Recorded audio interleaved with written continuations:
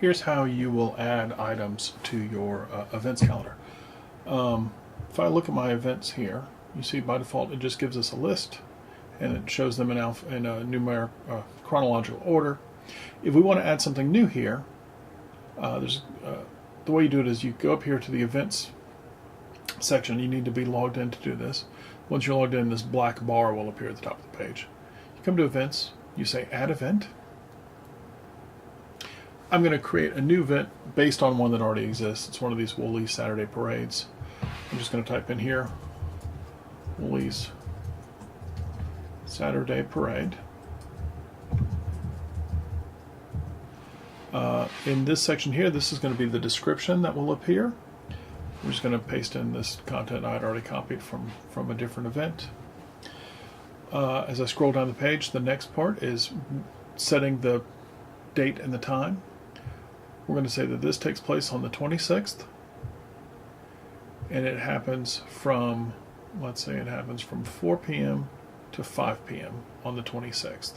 You can make all-day events. You can set the opening and closing time. You can also set the time zone here. Once you're done with that, you can decide. You can tell people where it is. I'm going to create a new venue. These take place at something called the Village.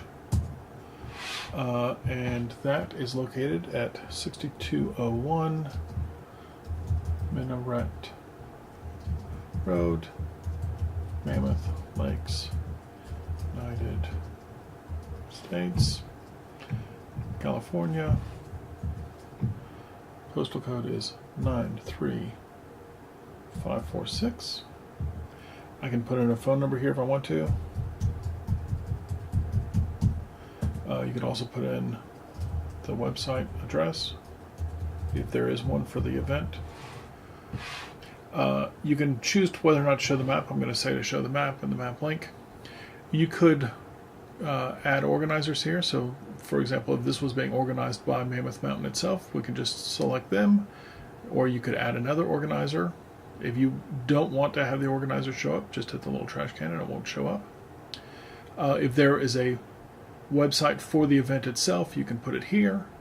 If there is a cost for the event, you can type that here. So you would put in that this is dollars and say it was $20.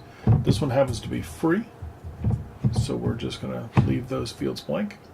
You can also enter 0 or leave it blank and it just hides that field altogether. You don't even see it.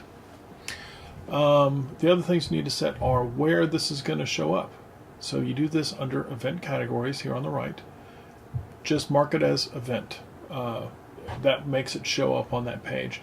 You can get later on, if you'd like, you could add more categories, and you can have, you could have a category for arts, and so you can have just an arts calendar, or you could have a category for dining events. So you can get more granular. Right now, we just have one category. It's called events. Anything that's labeled event will show on it. So you could have different sorts of calendars that would show different things, and you could add a new category there to do that. The other thing you want is to make sure there's no sidebar. You don't like to have the sidebars on your page.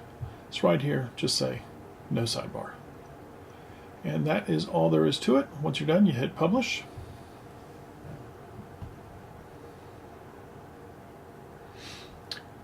Once it's done publishing, we can view our event. Here it is. It's got our title at the top. It's got the date and the time. It's got our description that we entered in. And it also has a map to the location. Now, if you don't enter in a map, this won't appear. That's how you add it. And also, since we clicked on, or since we told it to be an event, it shows up here as well. And there's the one that we did, January 19th. No, I'm sorry. That was a test I did earlier. This is the one we did here. Woolly Saturday Parade, January 26th from 4 to 5.